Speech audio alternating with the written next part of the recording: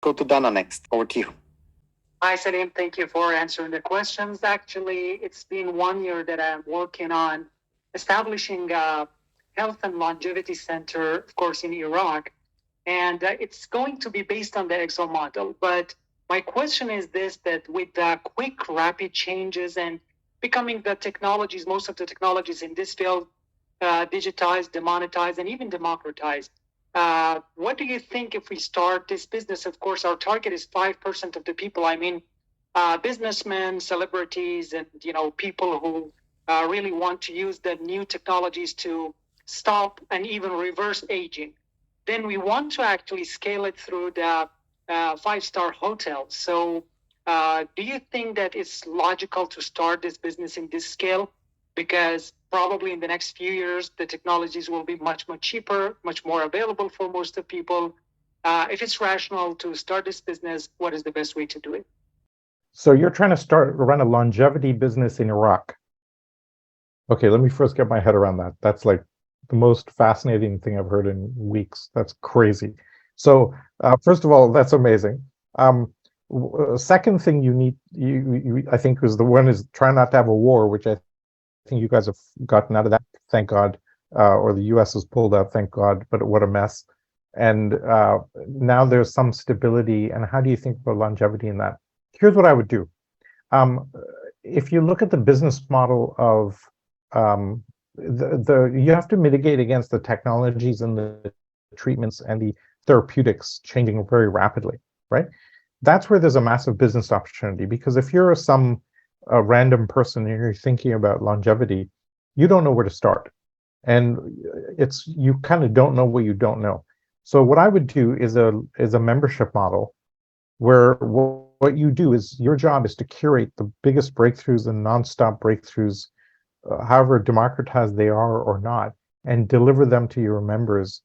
So think about this, Amazon Prime for longevity, right? So Amazon Prime is interesting. You pay $100 a year and you get all these benefits. Nobody ever unsubscribes from Amazon Prime, ever, okay? Because they just throw so many benefits at you. You're like, this is crazy. I have to just keep going with this. Okay, so if you get somebody to subscribe for whatever price point that it can work in that market, let's say it's $20 a month, right? Then you just give them nonstop tips and tricks and diagnostics, et cetera, et cetera. So for example, right now, the best model I've heard for longevity is two things. One is keep your VO2 max score high, which is a cardiovascular test. And it turns out if that's high, then lots of other things are working. And the second is do an annual cancer screening, which is about $2,500. And you get a full body scan for any cancers in your body, right? Those two things are the biggest, that takes out most of the sudden uncertainties that may take you out. And then you have time to look at lots of other aspects of longevity, and do whatever treatments and telomeres, regeneration, and all the other epigenetic stuff that's coming along. Okay, so but if you create a subscription model around that, then you have a team constantly curating the latest breakthroughs. It's much like our EXO model, right? We're out curating the latest breakthroughs in organizational thinking and bringing that to a broader community to then leverage. And so you could look at it very much the same. Thank you, but sorry, if I can just ask one more. Sure. We actually have done that. We are working exactly on annual membership in different levels. But my question is this: we are at the moment targeting just 5% of the population because they have now the money actually to use these technologies, and we are going to, have this center in a 5-star hotel. And already we have done it with a 5-star hotel that we are not actually we share. I mean, they give us the space, then we bring the technology there, and then we will share the profit. So after this, we want to scale it using other hotels, exactly the same business model. So we are not going to pay anything. We just use a space. And then for the devices, we will have some investor in the same country. So they are bringing the money there. And then we just have a team and then manage the team, and we will work on subscription. But my question is this. Don't you think that after maybe 5 years, all these technologies. Like, for example, we have DNA full sequencing now for like 800 something. But in the next 5 years, I've heard from you, it will become almost zero, right? It will be totally demonetized and free democratized, right?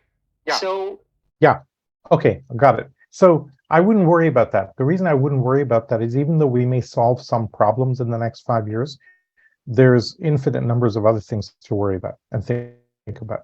Okay, so even though some aspects of healthcare may get totally democratized, for example, it used to cost like a few $100s to do a VO2 max test. You had to go to a lab, put on a thing, get on a treadmill. And my Fitbit, $150 Fitbit watch now tracks my VO2 max pretty accurately, right? So that's like gone, the business model. But there's lots of other things that we're running up against and discovering where we do need the advanced treatments. So I think there's a constant, even though the one set of treatments may get democratized, as we get further down this journey, all sorts of other things are opening up that then keep you at the edge of the game.